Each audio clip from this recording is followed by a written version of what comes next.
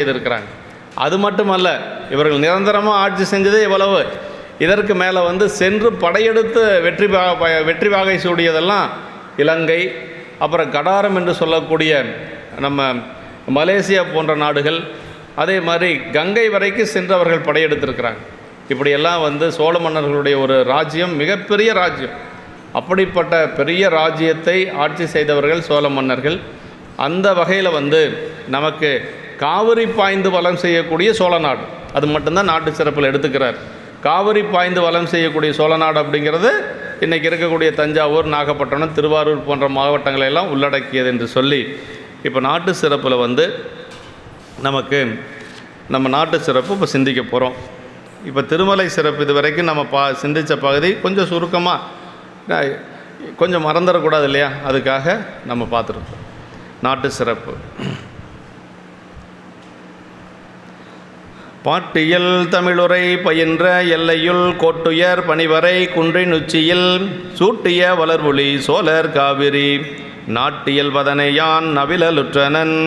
அதாவது பாட்டியல் தமிழுரை பயின்ற எல்லையுள்னர், அதாவது பாட்டாகி இயற்றமிழுக்கு பொருளாக பறந்த எல்லைக்குள்ளே, அதாவது தமிழ் பேசக்கூடிய அந்த இயற்றமிழுக்கு எல்லையாக இருக்கக்கூடிய அந்த பொருளாக இருக்கக்கூடிய பரந்த எல்லைக்குள்ளே பல நாடுகள் இருக்குது. அப்படி பல நாடுகளுக்குள்ளே மலைகளில் பெரிய இமயமலை எனது உயர்ந்த சிகரத்தின் உச்சியிலே கோட்டுயர் பனிவரை குன்றின் உச்சியில். சோழ மன்னர்கள் இமயமலையில எல்லாம் புலிக்கொடி நாட்டியிருக்கிறாங்க. அவ்வளோ பெரிய வெற்றி வாகை சூடியவர்கள் சோழர்கள். அதான் சொல்றார், கோட்டுயர் பனிவரை குன்றின் உச்சியில். அந்த மலைகளில் பெரிய இமயமலை எனது உயர்ந்த சிகரத்தின் உச்சியிலே புலிக்கொடியை நாட்டிய வளர்கின்ற சோழர்களால் அரசால பெற்ற காவிரி நாட்டினது சிறப்புகளை நான் சொல்லத் தொடங்குகின்றேன் என்று சொல்லி, அவ்வளவு இமயமலை வரைக்கும் புலிக்கொடி நாட்டி இருந்தாலும் கூட நான் சொல்ல போகிறது என்னென்னா, காவிரி பாய்ந்து அதை சொல்கிறார், காவிரி நாட்டியல் வதனையான் நவிலலுற்றனன், காவிரி பாய்ந்து வளம் செய்யக்கூடிய சோழ நாட்டை பற்றி சொல்கிறேன் என்று சொல்லி சேக்கிழார் பெருமான் இதில் சொல்கிறாருங்க. இங்கே பாட்டியல் அப்படிங்கிறது, பாட்டு அப்படிங்கிறது எதை சொல்லணும்னா திருத்தொண்ட தொகை, திருத்தொண்ட தொகையில் சொல்லக்கூடியது என்று சொல்லி இயற்றமிழ் அப்படின்னு சொல்லி சொல்கிறார். பாட்டாக இயற்றமிழ் என்று சொல்லி இயற்றமிழாகிய பாட்டு என்று சொல்லி சொல்கிறாருங்க. ஆமாம், சோழர்கள் இமயத்தில் புலிக்கொடி நாட்டியதொரு உள் எல்லை கண்டு அதற்குள்ளும் நின்ற சோழர் அரசுக்குட்பட்ட பல நாடுகளுக்குள்ளே காவிரி நாட்டினுடைய இயல்பை நாம் சொல்ல புகுகின்றோம் என்று சொல்லி, இயல்பனையே இங்கு சொல்ல புகுந்தனர் என்று சொல்லி சொல்கிறாருங்க. இமயத்தில் உச்சியில் சோழர் புலிக்கொடி நாட்டி வடநாட்டையும் ஆண்டனராதலின் அக்காலம் வேங்கடத்தின் வடக்கே தமிழுரை மட்டும் பயின்ற நாடு என்று சொல்லி கங்கை கொண்ட சோழன் அப்படின்னு சொல்லி சொல்கிறோம் இல்லைங்களா. அப்போ வடநாட்டு வரைக்கும் சென்று போர் செஞ்சு வெற்றி அடைந்தவர் ராஜராஜ சோழனுடைய மகன் ராஜேந்திர சோழன். ராஜராஜனோட பெரிய வெற்றி வீரனாக இருந்தவர் ராஜேந்திர சோழன். சோழர்களுடைய சாம்ராஜ்யம் மிகப்பெரியது. தலைமை பற்றி இயற்றமிழ் என்றமையால் அதன் இனமாக இசைத்தமிழ் நாடகத்தமிழையும் இவைகளையும் கொள்கை என்று சொல்லி சொல்றார். கோட்டுயர் பனிவரை குன்றின் உச்சினார், மலைகளில் உயர்ந்த இமயத்தில் உள்ள பல குன்றங்களிலும் உயர்ந்த சிகரம், அதில் போய் புலிக்கொடி நாட்டிய பெருமை நம்முடைய சோழர்களுக்கு உண்டு என்று சொல்லி சூட்டிய வளர்புலி சோழர் அப்படின்னார். அரசனை வாழ்த்துவோர் அவனது கொடியை வாழ்த்துவது மரபு என அரசனை பற்றி சொல்லுகின்ற பொழுது கொடியை வாழ்த்துவது அப்படிங்கிறது ஒரு மரபு. அதனால் புலிக்கொடியை வாழ்த்தி சொல்கிறாருங்க. இமயம் வரை ராசராச சோழர், கங்கை கொண்ட சோழர் முதலாயினோர் தங்கள் ஆணை செலுத்தி அந்த மலை சிகரத்தில் புலி பொறித்த வரலாறு ஏனாதி நாயனார் புராணத்திலே இது மாதிரி சொல்லப்பட்டிருக்கு. புண்டரிகம் பொன்வரை மேலேற்றி புவியளிக்கும் தந்தரள வெண்கவிகை தார்வலவர் சோனாட்டில் என்று சொல்லி திருக்குறிப்பு நாயனார் புராணத்திலே சொல்லப்பட்டிருக்கிறது. பல இடங்களில் சொல்லியிருக்கு. காவிரி நாடு சோழ நாட்டுக்கு பெயராய் வழங்குவது, காவிரி பாய்ந்து வளம் செய்யக்கூடியதுதான் சோழ நாடு என்று சொல்லி சொல்கிறார்.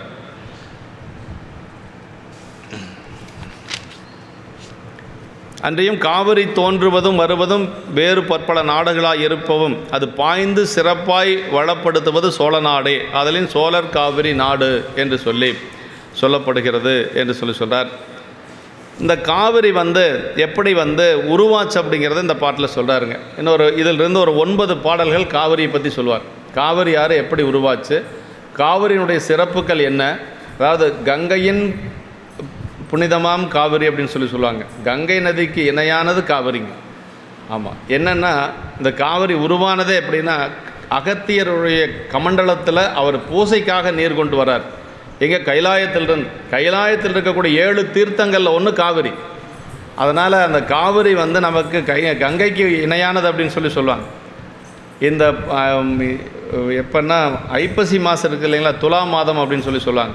ஐப்பசி முதல் தேதியும் கடைசி தேதியும் கங்கையே அங்கே வந்து, கங்கையில் வந்து எல்லோரும் போய் குளிக்கிறோம். இப்போ போய் எல்லாம் இதெல்லாம் புனித நீர் ஆடினாங்க. அந்த கங்கையில் எல்லாரும் குளிக்கிறதுனால கங்கைக்கு அந்த பாவம் வந்துடுதான். அந்த பாவத்தை போக்கிக் கொள்வதற்கு கங்கை எங்கே குளிக்குதுன்னா காவிரியில் குளிக்குது. அது ஒரு நாள் சொல்லுவாங்க. அதுதான் அந்த துலா மாதம் அப்படின்னு சொல்லுவாங்க.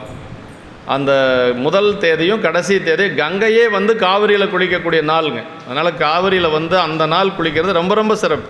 இப்போ கங்கை போக முடியல, வடநாடு போக முடியல என்னால் அப்படின்னா துலா மாதம் என்று சொல்லக்கூடிய ஐப்பசி 1ஆம் தேதியும் கடைசி தேதியும் காவிரியில் குளிக்கிறது ரொம்ப விசேஷம். மயிலாடுதுறையில் வந்து காவிரி அங்கே அந்த கடைசி தேதி வந்து தீர்த்தவாரி வச்சுருப்பாங்க. மயிலாடுதுறை தான் காவிரியினுடைய முக்கியமான ஒரு பகுதியாக சொல்லப்படுவது. அந்த மயிலாடுதுறையில் வந்து அந்த இது நடக்குது, இன்றைக்கி நடக்குது, வருஷம் நடக்குது. நம்ம அவ்வளோ தூரம் போக வேண்டாம், நம்ம காவிரி பவானியில் போய் குளித்தாவே போதும். அது எப்படி வந்ததுன்னு சொல்கிறார். ஆதி மாதவமுனி அகத்தியன் தரு புதநீர் கமண்டலம் பொலிந்த காவிரி மாதர் மண்மடந்தை பொன் மார்பில் தாழ்ந்ததோர் போதநீர் நித்தில தாமம் மொக்குமால். அதாவது இது எப்படி இருக்குது அப்படின்னா, காவிரி முதன்மை பெற்ற பெருந்தவமுனிவராகி அகத்திய முனிவர் கொணர்ந்த பூதநீரை கமண்டலத்தில் இருந்து கவிழ்த்ததனால் பெருகிய காவிரி அப்படின்னு சொல்கிறார். அப்புறம் அழகிய பூமியாகிய பெண்ணினது பொன்மார்பிலை தாழ்ந்து வளைந்து கிடந்ததாகிய தண்ணிய நீர்மை பெற்று விளங்கும் ஒரு முத்துமாலை போன்றுள்ளது. அதாவது காவிரி பூமியில் ஓடுறது எப்படி இருக்குன்னா, அந்த நிலமகள் என்று சொல்லக்கூடிய ஒரு பெண்ணுடைய மார்பிலே தவழக்கூடிய ஒரு முத்துமாலை போல் இருக்குது அப்படின்னு சொல்லி முதல் ஓமை சொல்கிறார். அந்த காவிரி அப்படி அந்த நிலத்தில் பாய்ந்து வரக்கூடிய காட்சி ஒரு பெண் அணிந்திருக்கக்கூடிய முத்துமாலை போல் இருக்கிறது என்று சொல்கிறாருங்க. அது ஆதி அப்படின்னா முதன்மை, ஆதிமா தவமுனி அகத்திய முனிவரை பற்றி சொல்கிறார். அகத்திய முனிவர் வந்து எதுக்கு இங்கே வர்றார் அப்படின்னா, சிவபெருமானுடைய திருமணத்தை பார்க்கறதுக்காக எல்லாரும் வடக்க போயிட்டாங்க, விந்தியமலைக்கு போயிட்டாங்க, இமயமலைக்கு போயிட்டாங்க. அப்படி இமயமலை செல்லுகின்ற பொழுது வடக்கு தாழ்ந்தும் தெற்கு உயர்ந்தும் இருக்குது. இதை சரி பண்ணணும். இதை சரி பண்ணுறதுக்குன்னா அதுக்கு தகுந்த ஒரு ஆள் வேணும். அந்த சாமி திருமணம் நடந்த இடத்துக்கு அடியன் போயிருக்கிறேங்க. அது எப்படின்னா கேதார்நாத் போகிற வழியில் அங்கேருந்து உள்ளுக்குள்ளே கொஞ்சம் ஒரு 12 கிலோமீட்டர் உள்ளே போனோம்னா சிவபெருமான் திருமணம் நடந்தது, சிவபெருமான் பார்வதி திருமணம் நடந்தது. இன்றைக்கி அந்த இடம் இருக்குது. அந்த இடம் வந்து இன்றைக்கி அந்த வேள்வி, அப்போ இருந்து அந்த வேள்வி இன்னும் எரிஞ்சிட்டு இருக்குது. அந்த ஒவ்வொரு விறக அந்த சமித்தா போட்டுட்ருக்குறாங்க. அங்கே தான் திருமணம் நடந்தது அப்படின்னு சொல்லுவாங்க. அது கேதார்நாத் போகிறதுக்கு முன்னாடி, அந்த கேதார்நாத் அந்த என்ன சொல்ல கௌரி குண்டு இருக்கு இல்லையா, கௌரி குண்டுக்கு முன்னாடி இடது பக்கமாக உள்ளே போனோம்னா ஒரு 12 கிலோமீட்டர் தூரம் போனோம்னா மலைக்குள்ளே அந்த இடம் இருக்குது. அப்போ வந்து அந்த சரி செய்கிறதுக்காக பொருத்தமான ஆள் யார் அப்படின்னு பார்க்குற பொழுது அகத்திய முனிவர் தான் அதுக்கு பொருத்தமானவர் என்று சொல்லி அவர் வந்து இங்கே பொதிய மலையில் வந்து இருக்கிறார். அதற்கு பிறகு அந்த பூமி சமமானதாகவும் அகத்தியர் வருத்தப்படுறார், எனக்கு திருமண காட்சி பார்க்க முடியலன்னு சொல்லுகின்ற பொழுது பாபநாசத்தில் அவருக்கு திருமண காட்சி கிடைச்சதாக ஒரு ஐதீகம். பாபநாசம் கோயிலில் பார்த்தீங்கன்னா அகத்தியருக்கு காட்சி கொடுத்த இடம் என்று சொல்லி ஒரு இடம் இருக்குது. அங்கே திருமணமாகாத பெண்கள் அங்கே போனாங்கன்னா கண்டிப்பாக திருமணம் ஆகும் அப்படின்னு சொல்கிறாங்க. ஏன்னா அகத்திய முனிவருக்கு திருமண காட்சி கொடுத்தது அந்த பாபநாசத்தில். அது அந்த இடமெல்லாம் நல்லாயிருக்கு. இப்படி முனி என்று சொன்னால் ஆதிமா தவமுனின்னா அகத்திய முனிவர். அது கூட வர்றதுக்கு லோபாமுத்திரேன்னு அவருடைய மனைவி, இப்போ அந்த அம்மாவும் கூட வராங்க. ஏன்னா காவிரி அப்படிங்கிறது ஒரு பெண் இல்லையா, ஒரு பெண்ணினுடைய தானே, அதனால் வந்து தனியாக வரக்கூடாதுன்னு சொல்லி அம்மாவும் கூட வந்தாங்களாம்.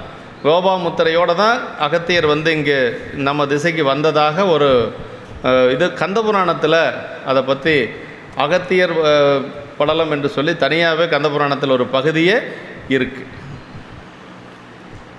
இப்படி அதாவது தவ முனிவர் அப்படின்னு சொல்கிறார். தவம்னா அதாவது அவருடைய தவத்தினுடைய பெருமை கடலையே குடிப்பது, விந்தை அடக்குவது, அப்புறம் வந்து ராமன் முதலியோருக்கு அருளுதல் முதலிய பலவாற்றாலும் அவரது பெருமை இறைவனது திருமணத்தின் போது எல்லா தேவர் முனிவர் முதலியோரும் கூடிய வடக்கு திசை தாழ அதை சமனாக்க இறைவனது ஆணையினால் தாம் ஒருவரே தெற்கில் போந்து பொதியத்தில் தங்கி சமனாக்கினார். இப்போ பெருமானுக்கு இணையாக சொல்லக்கூடியவர் அகத்திய முனிவர் அப்படிங்கிறது நமக்கு தெரியுதுங்க. ஆமாம், அப்படி சமனாக்கினார் என்பதனால் அறியப்படும் சிவசமானர் என்று கருதப்பெறுபவர். இவற்றின் விரிந்த வரலாறுகள் கந்தபுராணத்தில் ரொம்ப தெளிவாக இருக்குது. தமிழுக்கு தலையாசிரியராய் எண்ணப்பெறுவரும் இவரே.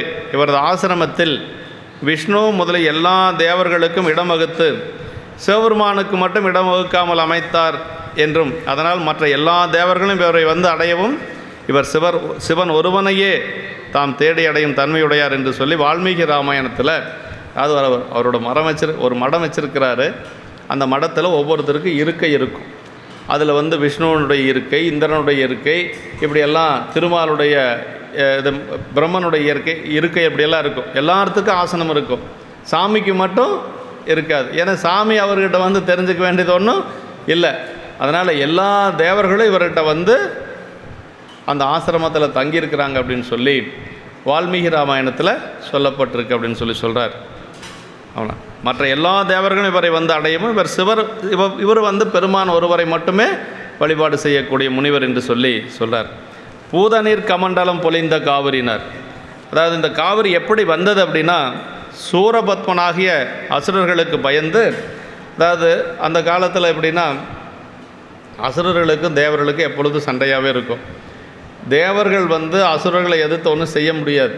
ஏன்னா அசுரர்கள் ரொம்ப வலிமையானவர்கள். அதனால் வந்து இவங்க ஒன்றும் பண்ண முடியாது.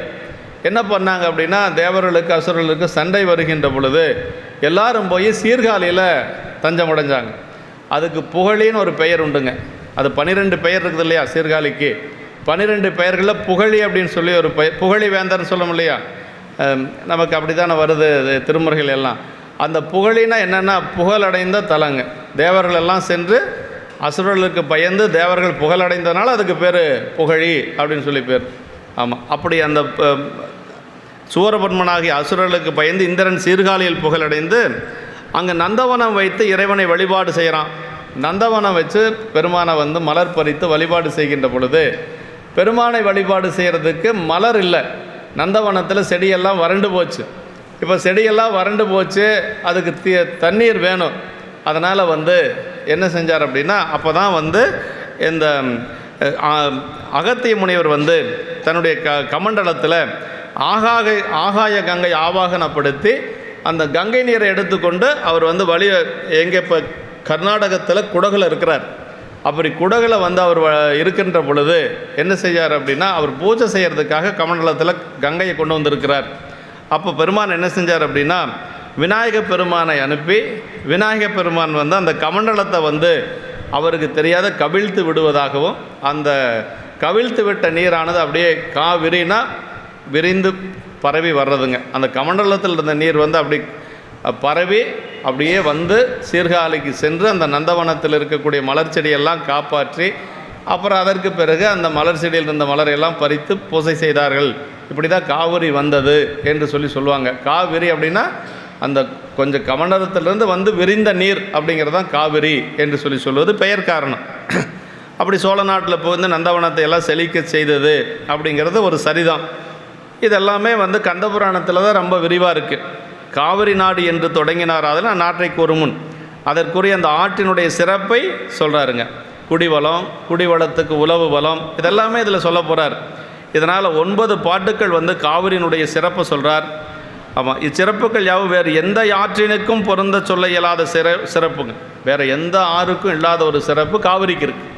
ஆனால் நம்ம காவிரி கரையோரத்தில் இருக்கக்கூடிய நமக்கு அதை பற்றி தெரியறதில்லை, தெரிஞ்சுக்கணுங்கிற ஆசையும் நமக்கு இல்லை. ஆனால் காவிரி அவ்வளவு சிறப்புடையது. ஆமாம், பூத நீர்னா தூய்மையான நீர் என்று சொல்கிறார். 5 பூதங்கள் ஒன்றாகிய நீர் எனவும் உற்பவத்தை செய்கின்ற நீர் என்று சொல்றார். அப்போ கமண்டலத்துக்குள்ளே அடங்கி உருவில் சிறிதாயினும் வழியில் பெரிதாய் பூதங்கள் போன்ற நீர் என்று சொல்லி, இப்போ இவ்வளவு பெரிய காவிரியை வந்து அகத்தியர் எதில் அடக்கியிருக்கிறாரு? ஒரு கமண்டலத்தில் அடக்கியிருக்கிறார் அப்படிங்கிறது நமக்கு தெரியுது. மாதர் மண் மடந்தை பொன்மார்பில் தாழ்ந்து, இது எப்படி இருக்குது அப்படின்னா, அந்த பூமியில் ஓடிக்கொண்டிருப்பது அது ஒரு பெண்ணினுடைய பொன்னிறமுடைய ஒரு மார்பு, அதாவது அப்படி அந்த மார்பில் வந்து பொன்னிறமான ஒரு மார்பில் ஒரு நல்ல ஒரு முத்து மாலை போட்டிருந்தா எப்படி இருக்கும், அது மாதிரி இந்த காவிரி இருக்குது. அப்போ இந்த உலகத்துக்கு வந்து பொன்னிறமான ஒரு அடை கொடுத்து அந்த காவிரிக்கு முத்து மாலை அடைமொழியாக சொல்லியிருக்கிறார் சேக்கிழார் பெருமான் என்று சொல்லி சொல்கிறார். மண்மடந்தை பொன்மார்பில் என்று சொல்லி நீருக்கு நிறம் வெண்மையாதலின் நித்தில தாமம் என்று சொல்லி சொல்கிறார். ஓத நீர் நித்திலம் என்று சொல்லி சொல்கிறாருங்க. தாழ்ந்தென கீழ் இறங்கி வந்து என்று கொண்டு மார்பினின்றும் போந்திறங்கி என கூறுதலும் பொருள் என்று சொல்லி சொல்கிறார். அதுக்கு பேர் சையமலை அப்படின்னு சொல்லி புராணத்தில் வருங்க. குடகுக்கு பேர், கர்நாடகத்தில் இருக்க குடகு மலைக்கு பேர் சையமலை அப்படின்னு சொல்லி சொல்லுவாங்க. அடுத்தது வந்து இன்னொரு ஓமை என்ன சொல்கிறார் அப்படின்னா, அந்த நிலமகளை வளர்க்கக்கூடிய ஒரு செவிலித்தாய் போல் அப்படிங்கிறார். பெற்ற தாய் ஒன்று, இன்னொன்று செவிலித்தாய் அப்படிங்கிறது குழந்தைகளை வளர்க்கக்கூடிய ஒரு தாய் போல இந்த காவிரி இருக்கிறது என்று சொல்லி சொல்கிறாருங்க. செய்யமால் வரைவையில் தலைமை சான்றது செய்ய பூமகற்கு நற்செவிலி போன்றது வையகம் பள்ளியூர் வளர்த்து நாள்தோறும் உய்யவே சுரந்தளித்து ஊட்டும் நீரது. அதாவது காவிரியாரானது செய்யமலை என்று சொல்லக்கூடிய அந்த குடகுமலையிலிருந்து கீழே வரக்கூடியது, பூமகளை அப்படி வரக்கூடியது. செம்மை செய்யும் பூமகளை வளர்க்கும் செவிலித்தாய் போன்றுள்ளது. செவிலித்தாய்னா குழந்தைகளை வளர்க்கிறதுக்குன்னு ஒரு தாய் இருப்பாங்க. பெற்ற தாய் வேறு, செவிலித்தாய் வேறு. அந்த செவிலித்தாயை போல என்று சொல்லி சொல்கிறார். உலகில் உள்ள எல்லா வகை உயிர்களையும் வளரச் செய்து தினமும் அவைகள் உய்யும்படி சுரந்தும் அழித்தும் ஊட்டுகின்ற நீர்மையுடையது என்று சொல்லி இந்த சையமால் வரைங்கிறது பரதகண்டத்தின் மேற்கு தொடர்ச்சி மலைகளிலே காவிரிக்கு உற்பத்தி தானமாய் விளங்கும் மலைத்தொடர். அதான் வந்து சையமலை என்று. இது குடகு நாடு என்று சொல்லக்கூடிய அந்த கர்நாடகத்தில் இருக்கக்கூடியது என்று சொல்லி சொல்கிறார். செய்ய பூமகள் என்று சொல்லி மண்மடந்தை என்பதற்கேற்ப பூமகள் என்று சொல்லி சொல்கிறார். காவிரியை செவிலித்தாய் என்று சொல் நாள்தோறும் பெருகிய காலத்து நீர் பெருக்கினாலும் வறந்த காலத்து நீர் ஊற்றினாலும் ஊட்டுதலின் என்னாலும் என்று சொல்லி, அதாவது எப்பொழுதும் காவிரி வந்து பொய்க்காது ஓடும் காவிரி அப்படின்னு சொல்லி, பொய்யாது ஓடும் காவிரி அப்படின்னு சொல்லி சொல்லுவாங்க. இன்றைக்கி ஓடுறதே 3 மாதம் 4 மாதம் தான் தண்ணி ஓடுது. அதான் அவன் பார்த்து விட்டால் தான் தண்ணி வருங்கிற நிலைமை. அப்போல்லாம் அப்படி இல்லை, எப்பொழுதும் வந்து காவிரி ஓடிக்கொண்டே இருக்கும். அந்த மாதிரி ஒரு காலம் இருந்திருக்கு என்று சொல்லி, எப்படி இருந்தாலும் இந்த உயிர்களை வந்து காக்கக்கூடியது இது அப்படின்னு சொல்லி சொல்கிறார். காவிரியினுடைய நீர் முழுவதும் உலகினை ஊட்டி உயிர்ப்பதற்கென்று ஏனைய ஆறுகள் போல வரிதே கடலில் போதல் இல்லை. அதிகமாக வந்து காவிரி கடலில் போய் சேராது. கடல் வயிறு நிறையாத காவிரி அப்படின்னு சொல்லி சொல்லுவாங்க. அதாவது மிச்சமாக இருக்கக்கூடிய தண்ணி தான் போய் கடலில் சேருதுங்க. நம்ம கடலில் போய் அதிகமாக சேர்றதில்ல காவிரி. அதை கடல் வயிறு நிறையாத காவிரி அப்படின்னு சொல்லி சொல்லுவாங்க. வையகம் பல் உயிர் வளர்த்து வையகத்தில் வாழ்ந்து அதன் போகங்களை நுகரும் உயிர் தங்கும் உடம்புகளை வளர்த்து என்று சொல்லி சொல்கிறார். அப்படி உயிர்களை உய்யச் செய்வது என்றபடி சொல்கிறாருங்க. உயிர்கள் பணிவிடையில் முயல்வதற்குரிய பூவும் நீரும் ஆகிய சாதனங்களை தருதலே அன்றி தானும் பூசை செய்து வழிபட்டு ஆன்மாக்களை வழிபடுத்தும் என்பது பின்னாடி வர பாட்டில் சொல்கிறார். அதாவது காவிரியினுடைய சிறப்பு என்னென்னா, நம்மெல்லாம் சிவப்பணி செய்கிறதுக்கு நீரை கொடுப்பது, மலரை கொடுப்பது காவிரியினுடைய ஒரு பணி. அது மட்டும் அல்ல, வேற என்ன, அந்த காவிரியே வந்து அடியார் போல் வழிபாடு செய்ய. அது ஒரு பாட்டில் வருதுங்க. வெள்ளப்பெருக்கு காலங்களில் காவிரியிலிருந்து அடித்து விடக்கூடிய மலரானது தானே பெருமானுடைய திருவடிக்கு போய் சேருமா. அந்த காலத்தில் பெரிய பெரிய கோயிலெல்லாம் கிடையாது. காவிரி ஆற்றங்கரையில் இருக்கக்கூடிய நீர் பெருக்கு வந்து காலத்தில் அந்த வெள்ளம் அப்படியே கோயிலுக்குள்ளே போகும். அப்போ வந்து அந்த மலரெல்லாம் அடித்து கொண்டு வரும். அது பின்னாடி வருது ஒரு பாட்டில், பார்த்துக்கலாம். அப்போ வரபொழு பார்த்துக்கலாம். அதனாலேயே காவிரியை வந்து அடியாருக்கு ஓமையாக சொல்வார். அடியாருக்கு ஓமை சொல்லிவிட்டு அதுக்கு பின்னாடி ஓமை சொல்கிறதில்ல. இப்போ இதெல்லாம் வந்து அதுக்கு முன்னாடி சொல்கிறார். இப்போ என்ன சொன்னார், முதல்ல வந்து ஒரு நிலமகள் மார்பில் இருக்கக்கூடிய முத்துமாலை போல் சொன்னார். இப்போ செவிலி தாய் சொல்கிறார் இல்லையா, ஒவ்வொன்றா சொல்லிட்டு வருவார். கடைசியாக அந்த ஓமை சொன்னதுக்கு பிறகு எதுவும் சொல்ல மாட்டார். ஏன்னா அடியாருக்கு மேலே ஒரு ஓமை சொல்ல முடியாது, தேவையும் இல்லை. அது நல்லா அழகாக இருக்கும்.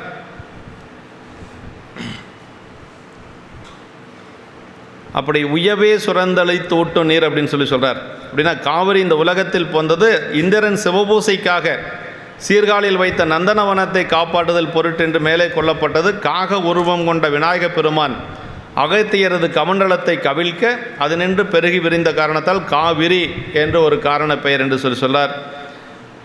அடுத்தது வந்து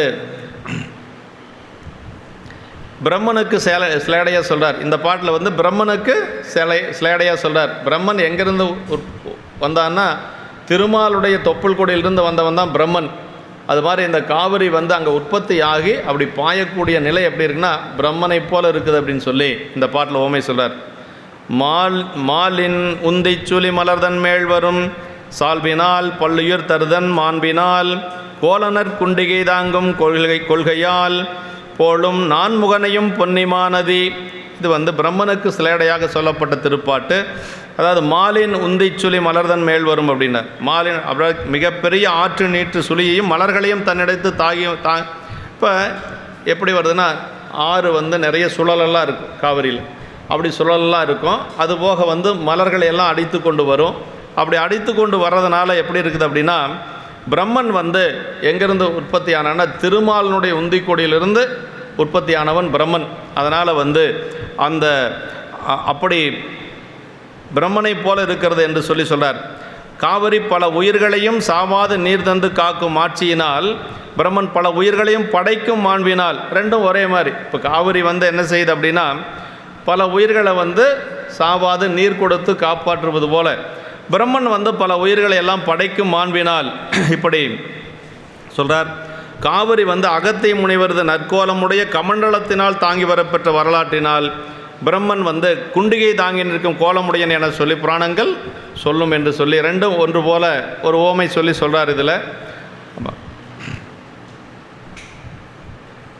அடுத்த திருப்பாட்டில் வந்து கங்கை காவிரிக்கும் கங்கைக்கும் சிலேடை வகையால். இப்போ கங்கையை போல காவிரி அப்படிங்கிறது இந்த பாட்டில் சொல்கிறார். திங்கள் சூடிய முடிச்சிகரத்து உச்சியில் பொங்கு வெந்தலை நுரை பொருது போதலால் எங்கன் நாயகன் முடிமிசை நின்று ஏய்ந்திலி கங்கையாம் பொன்னியாம் கண்ணி நிறுத்தமே. அதாவது திங்கள் சூடிய முடிச்சிகரத்து உச்சியில்னார்.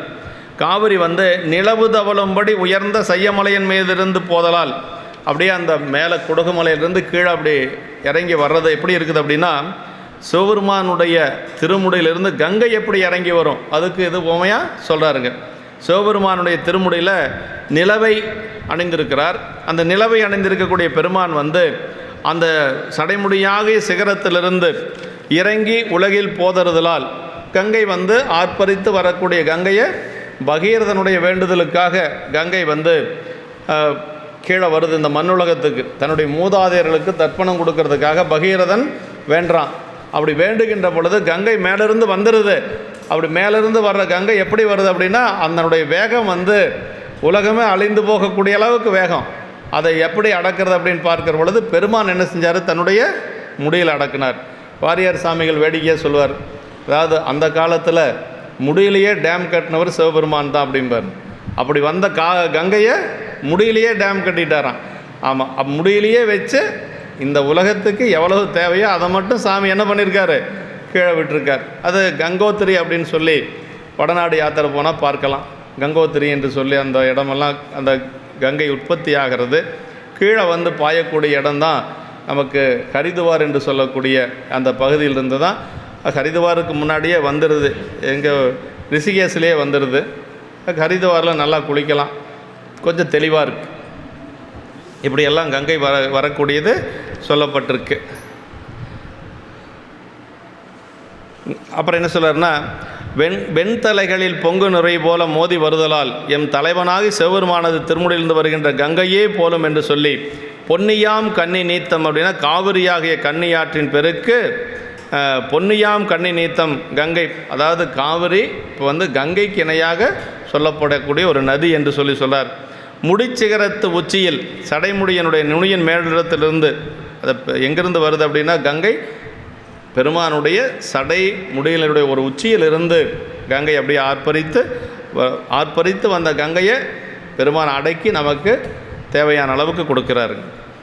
சடைக்கற்றையை சுற்றி கிரீடமாக அமைத்துள்ளார். ஆதலின் அதன் மேற்பாகத்தின் நுனியில் ஒரு சடையிலிருந்து பனித்துளி போல கங்கை இறங்கி உலகில் பறக்க வருவதாம் என்று சொல்லி புராண வரலாறு என்று சொல்லி சொல்கிறார். கங்கையாம் பொன்னியாம்னா தென்திசைக்கு வரும்போது கங்கையிலே தமது கமண்டலத்தில் தீர்த்தம் முகந்து வந்தனர் அகத்தியர் என்று கந்தபுராண வரலாறு இந்த ஒற்றுமைக்கு சிறப்பு தருவது என்று சொல்லார். இச்சிறப்பு பற்றிய கங்கையே காவிரி, காவிரியே கங்கை என கொள்ளல் பாலது என்று சொல்லி கங்கையாம் பொன்னியாம் என சொல்லி சொல்கிறாருங்க. இப்போ கங்கை வந்து அவ்வளவு சிறப்புடையது, அதே மாதிரி பொன்னி நதியும் சிறப்புடையது என்று சொல்லி சொல்கிறாருங்க. அடுத்து வந்து இப்போ சொல்லிட்டார். அடுத்தது என்ன சொல்கிறாருன்னா, உமையம்மையினுடைய ஒரு கருணை சொல்கிறாருங்க. அதாவது கங்கை எப்படி, காவிரி எப்படி போகுது அப்படின்னா, 2 பக்கம் கரை, அந்த கரைக்கு வந்து அடங்கி அப்படி காவிரி போகக்கூடிய காட்சி எப்படி இருக்குது அப்படின்னா, உமையம்மையினுடைய கருணை ஒழுக்கம் போல் இருக்கிறது அப்படின்னு சொல்லி சொல்கிறார். ஏன்னா அது பாட்டுக்கெல்லாம் ஊருக்குள்ளேயெல்லாம் போச்சுன்னு வச்சுங்க, யாரும் குடியிருக்க முடியாது இல்லைங்களா. இருந்தாலும் கங்கை வந்து காவிரி எவ்வளவு தண்ணி வந்தாலும் கூட முடிஞ்ச வரைக்கும் அந்த ஒழுக்கம் அந்த நேராக அப்படி அந்த வாய்க்கால் மாதிரி இருக்கக்கூடிய பகுதியில் தான் போகும். இடையில போல் நிறையா ஆக்கிரமிப்பு கட்டியிருக்கிறதுனால ஊருக்குள்ளே போகுது, அது வேறு. அதான் அது எப்படி இருக்குது அப்படின்னா, உமையம்மையனுடைய ஒரு கருணை ஒழுக்கம் போல் இருக்கிறது என்று சொல்லி இப்போ உமையம்மைக்கு மேற்கோளாக சொல்கிறார். வண்ண நீள் வரைதர வந்த மேன்மையால் எண்ணில் பேரரங்களும் வளர்க்கும் ஈகையால் அண்ணல் பாகத்தை ஆளுடைய நாயகி உள்நெகிழ் கருணையின் ஒழுக்கம் போன்றது. அதாவது இது வந்து உமையம்மையனுடைய கருணைக்கு, ஏன்னா உயிர்களிடத்திலே அம்மா வச்சிருக்கக்கூடிய ஒரு கருணை. நமக்கெல்லாம் வந்து அருள் அள்ளி கொடுப்பது யார் அப்படின்னா அம்மா தாங்க. பெருமானுடைய திருவருள் இருந்தாலும் நமக்கு வேணுங்கிறத அப்பப்போ கொடுக்கக்கூடியது யாருன்னா அம்மா தான் கொடுக்குறாங்க. அது கடைசியாக பெருமானுடைய திருவடியில் போய் சேருகின்றதுங்கிறது அது பெரிய பேரின்பம், அது வேற. இப்போ அதான் சொல்கிறார். அப்படி வண்ண நீள் வரைதர மந்த மேன்மையால் எண்ணில் பேரரங்களும் வளர்க்கும் ஈகையால் அப்படின்னார். அது அழகிய பெரும் தொடர்ச்சியில் ஒன்றாகிய சையமலையிலிருந்து வந்த மேன்மையினால், காவிரி வந்து அந்த மேற்கு தொடர்ச்சி மலை குடகிலிருந்து கீழே வருது. நாயகி அது வண்ணத்தால் எல்லா மலைகளிலும் நீண்ட இமயமலைக்கு மகளாய் உலகிலே வந்த மேம்பாட்டினால், அம்மா வந்து எப்படின்னா மலையரசனுடைய மகள். அம்மாவை சொல்லுகின்ற பொழுது மலையரசனுடைய மகள் தான் உமையம்மை. அதனால் வந்து இது எங்கேருந்து வந்திருக்கு, மலையிலிருந்து தான் கீழே வந்திருக்கு. காஞ்சிபுரத்துக்கு வருகின்ற பொழுது எங்கேருந்து வந்தாங்க அம்மா? மலையரசனுடைய மகளாராக இமயமலையிலிருந்து காஞ்சிபுரம் வந்து பூஜை பண்ணாங்க. ஆமாம், காஞ்சிபுரம் வந்து பூஜை பண்ணாங்க. அதான் ரெண்டும். இப்போ காவிரி எங்கேருந்து வருது? குடகு மலையிலிருந்து வருது. ரெண்டும் மலையிலிருந்து வந்தது தான். அப்படி காவிரி அளவற்ற பெரிய அறங்கள் எல்லாவற்றையும் வளர துணை செய்திருக்கும் பொன்னுடைமையை நாளே எல்லா அறமும் யான் செய்ய வேண்டும் என வரங்கேட்டு உயிர்களுக்கு அறமாக்கும் வித்தாக இருநாளி நெல் பெற்று அறம் வளர்த்த பெருங்கொடையினால் என்று சொல்லி, எப்படி காவிரி வந்து எல்லா உயிர்களும் தலைக்க வேண்டும் என்று சொல்லி ஒரு அறத்தோடு வந்து பாய்ந்து வளம் செய்கிறதோ, அது மாதிரி அம்மா என்ன செஞ்சாங்கன்னா, கைலாயத்தில் சிவபெருமான்கிட்ட ஆகமங்களுடைய சிறப்பை எல்லாம் கேட்டாங்க. ஆகமங்களுடைய சிறப்பை எல்லாம் கேட்ட உடனே என்னாச்சு அப்படின்னா, ஆகமத்தில் என்ன, ஆகமத்தை கேட்டால் என்னாகும், பெருமான பூசை செய்யணும்னு ஆசை வந்தது அம்மாவுக்கு. அப்படி ஆசை வருகின்ற பொழுது சாமி கொஞ்சம் சிரிச்சுட்டே கேட்குறாராம். சரி, அடுத்தது என்கொள் நின்பால் அப்படின்னு சொல்லி கேட்டார் பெருமான். வேறு என்ன, நீங்கள் சொன்ன ஆகமத்தின்படி உங்களை நான் பூஜை செய்யணும் அப்படின்னு சொல்லி அம்மா கேட்டாங்க. சரி, பூஜை செய்கிறதுக்கு நான் எங்கே செய்கிறது அப்படின்னு சொல்லி அம்மா கேட்டாங்க. அதற்கு சாமி சொன்னார், பூஜை செய்கிறதுக்கு சரியான ஒரு இடம் காஞ்சிபுரத்தில் ஒரு கம்பையாறு என்று சொல்லி ஒரு நதி ஓடிட்டுருக்கும். அந்த நதிக்கு பக்கத்தில் ஒரு மாமரம் இருக்குது. அந்த மாமரத்தினுடைய வேருக்கடியில் நான் இருப்பேன். நீ வந்து அங்கே என்னை எடுத்து பூஜை பண்ணிக்கோ அப்படின்னு சொல்லி. ஏன் கைலாயத்திலேயே ஒரு சிவலிங்க திருமேனியை கொடுத்து போய் உட்காந்து பூஜை பண்ணுன்னா அம்மா என்ன பண்ணவா மாட்டேம்பாங்க. ஆனால் அதுதான் மாதவம் செய்த தென் திசை அப்படிங்கிறதுங்க. அந்த அளவுக்கு வந்து காஞ்சிபுரம் சிறப்பு. அதனால் காஞ்சிபுரத்தில் வந்து அம்மா அப்படி அந்த மாமரத்துக்கு அடியில் வந்து நின்று ஒரு நெஞ்சம் ஈசானை காண்பதை விரும்பி நிரந்தரம் திருவாக்கினால் 5 எழுத்துமே ஆக அப்படின்னார். அப்படி 5 எழுத்தை சொல்லி மரத்தடியில் நின்று அம்மா தவம் செஞ்சாங்களாம். அப்படி மரத்தடியில் அமர்ந்து தவம் செய்கின்ற பொழுது பெருமான் சொல்கிறார், அதாவது தஞ்சமாகிய அம்மை தவம் செய்ய தரிப்பரே அவள் தனிப்பெரும் கணவர் அப்படின்னார். அம்மா அப்படி தவம் செய்கிற பொழுது வீட்டுக்காரர் என்ன சும்மாவாக இருப்பார்? அதனால் வந்து வஞ்சம் நீக்கிய மாவின் மூலத்தில் வந்து தோன்றினார் மலைமகள் காண அப்படின்னார். அப்படி அந்த மாவினுடைய மூலத்தில் மாமரத்தினுடைய வேருக்கடியிலிருந்து பெருமான் அம்மாவுடைய கையில் வந்து அந்த சிவலிங்க திருமணியாக கிடைச்சார். அதை வச்சு அம்மா பூஜை பண்ணா. இதை எதுக்காக அம்மா பூஜை பண்ணாங்கன்னா, நமக்காகத்தான் பூஜை பண்ணாங்க. நம்மெல்லாம் ஆன்மாக்கள் எல்லாம் நல்லா இருக்கணும், நமக்காக 32 வரங்கள் பெற்றார் அம்மையார் என்று சொல்லி காஞ்சி புராணத்தில் இருக்குது. திருக்குறிப்பு தொண்டநாயனார் புராணம் வருகின்ற பொழுது அது நிறையா காஞ்சிபுரத்தை பற்றி இருக்குது. அதை அப்போ நாம் சிந்திச்சுக்கலாம், ஒரு செய்திக்காக மட்டும் மனசில் வச்சுக்கலாம். இப்போ அது மாதிரி இந்த காவிரி வந்து எதுக்காக வருது அப்படின்னா, இந்த உயிர்களெல்லாம் நல்லா இருக்கணும் அப்படிங்கிறதுக்காக. அப்போ அம்மையனுடைய ஒரு கருணை, அந்த உள்ளம் எப்படியோ அதே மாதிரி காவிரியை அதே மாதிரி கருணையோடு இங்கே வந்து பாய்கிறது என்று சொல்லி ரெண்டையும் ஒன்று சேர்த்து சொல்கிறாருங்க.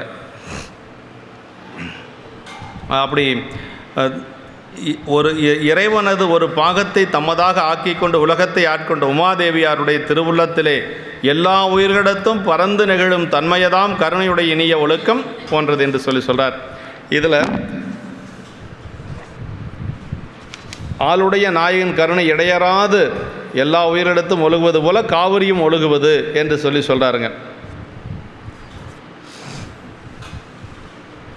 உள்நெகிழ் கருணையின் ஒழுக்கம் உமையம்மையார் இமயமலை அரசன் மகளாய் போந்தமையும் இறைவன்பால் அறம் வளர்க்கும் வித்தாக இருநாளி நெல் பெற்ற அறம் வளர்த்தமையும் அவரது பெருங்கருணையின் செய்கை என்பது உயிர்கள் எல்லாம் வாழ வேண்டும் என்பதற்காகத்தான் அம்மா அது மாதிரி செய்கிறாங்க என்று சொல்கிறார்.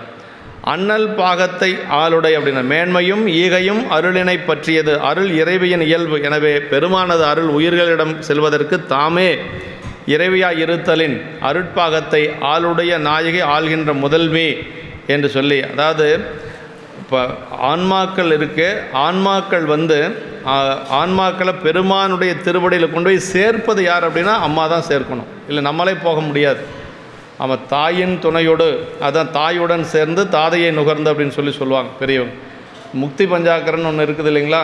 முக்தி பஞ்சாக்கரம் அது நிர்வாண தீக்க வாங்கினவங்களுக்கோ அல்லது ஆச்சாரிய அபிஷேகம் வாங்கினவங்களுக்கோ உபதேசம் பண்ணுவாங்க. சிவைய சிவ என்று சொல்லக்கூடியதான் முக்தி பஞ்சாக்கரம். அந்த பஞ்சாக்கரத்தினுடைய இயல்பு என்னென்னா, அதில் என்ன சொல்லப்பட்டிருக்குது அப்படின்னா, அதனுடைய பொருள் தாயுடன் சேர்ந்து தாதையை நுகர்ந்து தாயை மறந்து தாதையுடன் கூடி மகிழ்தல் அப்படின்னார்.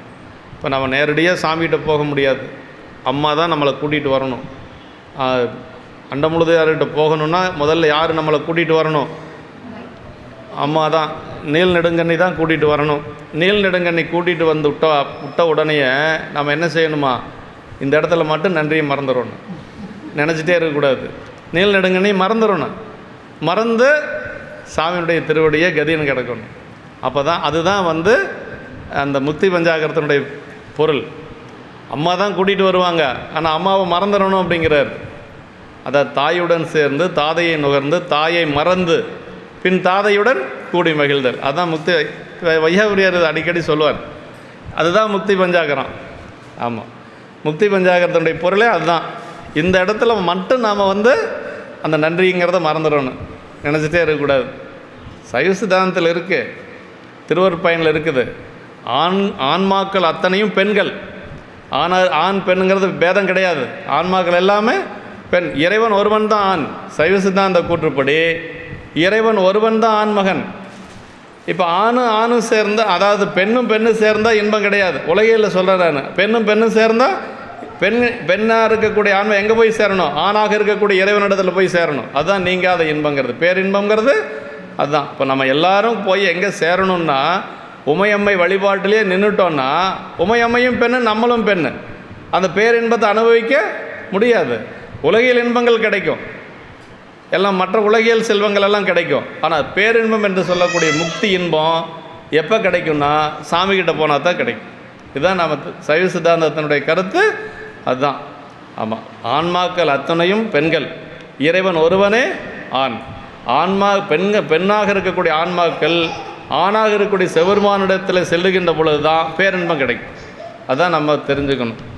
அதுதான் இதில் வந்து உள்நெகிழ் கருணையின் ஒழுக்கம் அப்படின்னார். அம்மாவுடைய ஒரு கருணை, அது நம்ம கொண்டு போய் அங்கே சேர்க்கிறது அம்மாவுடைய வேலைங்க. இன்னும் உலகில் சொல்லப்போனால் நமக்கு அப்பா யாருங்கிறது யார் சொல்லணும்? அம்மா தான் சொல்லணும், இல்லைன்னா நமக்கு தெரியாது. அதனால் அம்மா தான் எல்லாம் நமக்கு.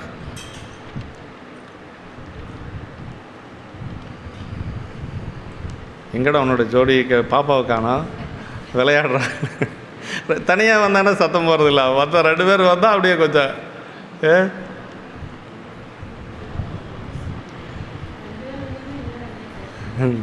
தைரியம். அண்ணல் பாகத்தை ஆளுடை அப்படின்னார். மேன்மையும் ஏகையும் அருளினை பற்றியது அருள் இறைவியின் இயல்பு. எனவே பெருமானது அருள் உயிர்களிடம் செல்வதற்கு தாமே இறைவியாய் இருத்தலின் அருள் பாகத்தை ஆளுடைய நாயகி ஆள்கின்ற என்று சொல்கிறாருங்க. அடுத்த திருப்பாட்டு தான் நம்ம சொன்னோம் இல்லைங்களா, அது 7வது திருப்பாட்டு. அதாவது இப்போ நம்ம பார்த்துருப்போம், காவிரியில் நல்ல வெள்ளப்பெருக்கு எடுத்து வருதுன்னு வச்சுங்களேன். வெள்ளப்பெருக்கு எடுத்து வருகின்ற பொழுது இப்போல்லாம் கோயில் கட்டிட்டாங்க. இப்போ பவானி கோயில் இந்த மாதிரி இப்போ தான் கட்டிருப்பாங்க. ஒரு 100 வருஷம் 200 வருஷம் கூட வச்சுக்கலாம்.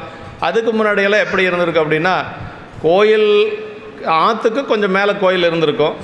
அப்புறம் தண்ணி கொஞ்சம் அதிகமாக வந்தால் உள்ளுக்குள்ளே வர மாதிரி தான், அப்படி தான் இருந்திருக்கும். அப்படி இருக்கிற பொழுது வெள்ளப்பெருக்கெடுத்து ஓடுகின்ற பொழுது நிறைய அங்கங்கே மலர்களை எல்லாம் அடிச்சிட்டு வருது. அப்படி மலரெல்லாம் அடிச்சிட்டு வந்து தானே அந்த மலரெல்லாம் சாமியினுடைய திருவடிக்கு போகுதான்.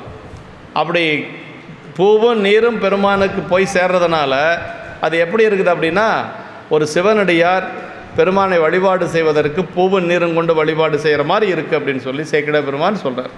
அவருடைய கண்ணுக்கு அப்படி தெரிஞ்சிருக்கு. ஏன்னா எதை பார்த்தாலும் அவருடைய கண்ணுக்கு ஒன்றா அடியார தெரியும், இல்லைன்னா இந்த மாதிரி தான் தெரியும். நாட்டு சிறப்பில் தான் வருது, பத்தியில் பாலராகி பரமனுக்கு ஆளாம் அன்பர் தத்தமிழ் கூடினார்கள் தலையினால் வணங்குமா போல் மொய்த்து நீள் பக்தியின்பால் முதிர்தலை வணங்கி மற்ற வித்தகர் தன்மை போல விளைந்தன சாலி எல்லாம் அப்படிம்பார்.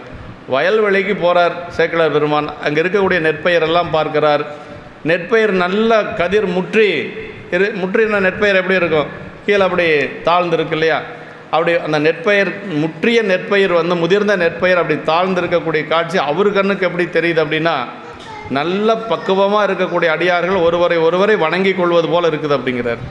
அதுதான் சேக்கிழார் பெருமானுடைய கண்ணுக்கு நம்ம கண்ணுக்கும் வேறுபாடு. நம்ம என்ன நினைப்போம், நல்ல பூட்டை பரவாயில்ல, நிறையா நல்ல பூட்டை நல்லா இருக்குது அப்படின்னு சொல்லுவோம். இந்த வருஷம் மகசூல் நல்லா இருக்கும் அப்படின்னு சொல்லுவோம். ஆனால் சேக்கிழார் பெருமானுடைய கண்ணுக்கு அது எப்படி தெரியுது அப்படின்னா, பக்குவமான அடியார்கள் பத்தியில் பாலராகி பரமனுக்கு ஆளாம் அன்பர்னார்.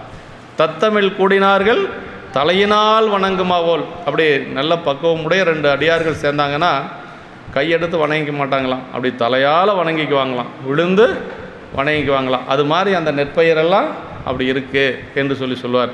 இந்த இடத்துல இந்த பாட்டு வந்து அருமையான பாட்டு. அதாவது அதுவும் எண்ணம் எப்படி மலர்னு சொல்கிறார் பாருங்கள். வம்புலா மலர்னா மனம் வீசக்கூடிய மலர் அப்படிம்பார். வம்புலா மலர் நீரால் வழிபட்டு செம்பொன் வார்கரை எண்ணில் சிவாலயத்து எம்பிரானை இறைஞ்சலின் ஈர்ம்பொன்னி உம்பர் நாயகருக்கு அன்பரும் ஒக்குமால். வம்புலா மலர்னா மனம் வீசக்கூடிய மலர்கள்னார். பெருமானுக்கு சாற்றக்கூடிய மலர்கள் கொஞ்சம் மனமோடு சாற்றுவது ரொம்ப நல்லதுங்க. இல்லைன்னா ஒன்றும் பரவாயில்ல. ஆனால் வாய்ப்பு இருக்கிற பொழுது அந்த மனமோடு இருக்கக்கூடிய மலர்கள் பெருமானுக்கு கொஞ்சம் சாற்றணும். ஆமாம் அந்த மல்லிகை இந்த மாதிரி மலரெல்லாம் போடலாம். மல்லிகை இன்னும் வாசனை இருக்கக்கூடிய மலர்கள் போடுவது சிறப்பு. நம்ம பெரும்பாலும் அரளி போடுவோம் இல்லையா? ஆமாம், அரளி போடுவோம். அதுதான் கொஞ்சம் எளிமையாக கிடைக்கும், நிறையாவும் கிடைக்கும். அதனால் அது போடுவோம். மலருள்ள மனமுள்ள மலர்கள் போடுவது ரொம்ப நல்லது. வம்புலா மலர் நீரால் வழிபட்டு வாசனையுடைய மலர்களாலும் நீரினாலும் வழிபாடு செய்து செம்பொன் மணலையுடைய இருகரையிலும் உள்ள எண்ணில்லாத சிவாலயங்களிலே, அப்படி எண்ணில்லாத சிவாலயங்களிலே எம்பெருமானை கும்பிடுதனாலே நீர் வற்றாத காவிரியாறு தேவதேவனாகி சிவபெருமானின் அடியவர்களையும் போன்றுள்ளது. அப்படி தானே பெருமானுடைய வெள்ளப்பெருக்கு காலத்தில் அந்த நீர் அடித்து கொண்டு மலர்களை அடித்து கொண்டு எப்படிப்பட்ட மலர், வம்புலா மலர் அப்படின்னார். நல்ல வாசனையுடைய மலர்களாம். அப்படி அந்த மலர்களை அடித்து கொண்டு இறைவனுடைய திருவடியில் சாற்றக்கூடிய காட்சியானது எப்படி இருக்குது அப்படின்னா, ஒரு நல்ல பக்குவமுடைய அடியார்கள் பெருமான் திருவடியை வணங்குவது போல் அவருக்கு தெரியுது அப்படின்னு சொல்லி உம்பர் நாயகருக்கு அன்பரும் ஒக்குமால் அப்படின்னு சொன்னார். ஆமாம், அதாவது அன்பரும் அப்படின்னா சிறப்பு. தனக்கு ஓமை இல்லாத இறைவனுக்கு அன்பராவார்களும் அவ்வாறு தமக்கு ஓமை இல்லாதவர்கள்னார். அன்பரும் அப்படிங்கிறது அன்பரை ஒக்குன்னு சொல்லலை. அன்பரும் அப்படின்னா கொஞ்சம் ஏற்றம் கொடுக்குறார். ஆமாம், அன்பரும் அப்படிங்கிறது ஒரு சிறந்த சொல்லாட்சி.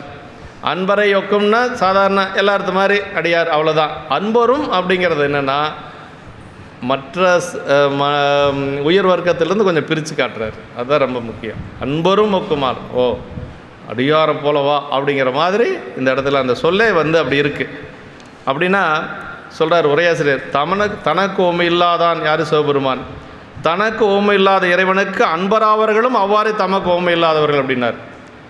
சொல்கிறார் இல்லையா, தடுத்தாட்கொட புராணத்தில் வருது பின்னாடி, பெருமையால் தம்மை ஒப்பார் பேணலால் எம்மை பெற்றார் அப்படின்னார். அந்த அருமையான பாட்டு. அந்த பாட்டு பெருமையால் தம்மை ஒப்பார், பேணலால் எம்மை பெற்றார், ஒருமையால் உலகை வெல்வார், ஊனமேல் ஒன்றும் இல்லார், அருமையாம் நிலையில் நின்றார், அன்பினால் இன்பம் மாறுவார், இருமையும் கடந்து நின்றார், எவரினை அடைவாய் என்று சொல்லி சுந்தரமூர்த்தி சாமிகள் கிட்ட அந்த தேவாசி மண்டபத்தில் இருக்கக்கூடிய அடியாருடைய பெருமைகளை பற்றி யார் சொல்கிறார்? சிவபெருமான் சொன்னது. இது சேக்கிடார் கூற்று. அது சிவபெருமான் தியாகேச பெருமான் சொன்னது. சுந்தரர்கிட்ட சொல்கிறார். அவங்க பெருமையெல்லாம் சொல்லிட்டு என்ன சொல்கிறாருன்னா, சுந்தரர் இப்போ எங்கே இருக்கிறாருன்னா சாமிக்கிட்ட தான் இருக்கிறார் இல்லையா? தோழர் இல்லையா? சாமிக்கிட்ட தானே இருக்கிறார். சாமிக்கிட்ட இருக்கிற இன்னொருத்தர், சாமிக்கிட்ட இருக்கக்கூடிய ஒருத்தர் சாமியை என்ன சொல்லாருன்னா, போய் அவங்களோட போய் சேர்ந்துக்கோ அப்படிங்கிறாரு. அப்படின்னு என்ன அர்த்தம்னு பாருங்கள், எங்கே இருக்கிறது சிறப்புன்னு பாருங்கள்.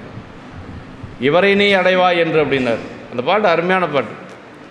அவங்களெல்லாம் வழிபாடு செஞ்சுட்டு வர்றாரு சுந்தரர். வந்து சாமிகிட்ட சொல்கிறாரு, இவருக்கு அடியேனாக பண்ணும் நாள் என்னால் அப்படின்னு சொல்லி கேட்குறாரு. சாமி, இந்த தேவாசி மண்டபத்தில் நிறைய அடியாரெலாம் உட்காந்துருக்குறாங்க சாமி, அவங்களெல்லாம் நான் பார்த்து வணங்கிட்டு வந்துட்டேன். அவங்களெல்லாம் நான் வாழ்த்தி, அடியாராக வாழ்த்தி ஒரு பாட்டு பாடணும், நான் பதிகம் பாடணும், அது என்னைக்கு அப்படின்னு சொல்லி கேட்டார். அவங்கெல்லாம் இப்படி இருக்கக்கூடியவங்கப்பா அப்படின்னு சொல்லி சுந்தரருக்கு யார் சொல்கிறா? தியாகேச பெருமான் சொல்கிறார். என்ன சொல்கிறார்? பெருமையால் தம்மை ஒப்பார். அவங்களுடைய பெருமைக்கு முன்னால் வேறு யாரையும் சொல்ல முடியாது. அவங்களுடைய பெருமைக்கு நிகராக அவங்கள மட்டும்தான் சொல்ல முடியும். நாவுக்கரசருக்கு நிகராக இன்னொருத்தர் சொல்ல முடியுமா? நாவுக்கரசு பெருமானை மட்டும்தான் சொல்ல முடியும். ஞானசம்பந்த பெருமானுக்கு நிகராக அவரை மட்டும்தான் சொல்ல முடியும். இயல்பகை நாயனாருக்கு நிகராக அவர் மட்டும்தான் சொல்ல முடியும். இளையான்குடி மாற நாயனாருக்கு அவர் மட்டும்தான் அதான் பெருமையால் தம்மை ஒப்பார்னார். பேணலால் எம்மை பெற்றார்னா அன்பு செய்வதனால என்னை பெற்றார்கள் அப்படின்னார். பேணுதல்னால் அன்பு செய்கிறது. பேணலால் எம்மை பெற்றார். அப்புறம் ஒருமையால் உலகை வென்றார் அப்படின்னார். ஒருமை அப்படின்னா ஒன்றியிருந்து நினைமென்கள் உந்தமக்கு ஊனமில்லை அப்படின்னார். நாவுக்கரசு பெருமான் சிதம்பரம் போகிற பொழுது இப்படி ஒன்றியிருந்து பெருமானை வழிபாடு செஞ்சாராம். அப்படி ஒன்றியிருந்து வழிபாடு செஞ்சதுனால சாமியினுடைய அபயகரத்திலிருந்து ஒரு சாமியினுடைய ஒரு இதிலிருந்து ஒரு குறிப்பு தெரிஞ்சுதான் அவருக்கு. என்று வந்தாய் என்னும் எம்பெருமான் தான் திருக்குறிப்பு அப்படின்னார். திருநாவுக்கரசு எப்பப்பா வந்தா அப்படின்னு சொல்லி சாமி கேட்ட மாதிரி ஒரு சமீட்சை ஒன்று காட்டுனாராம் பெருமான்.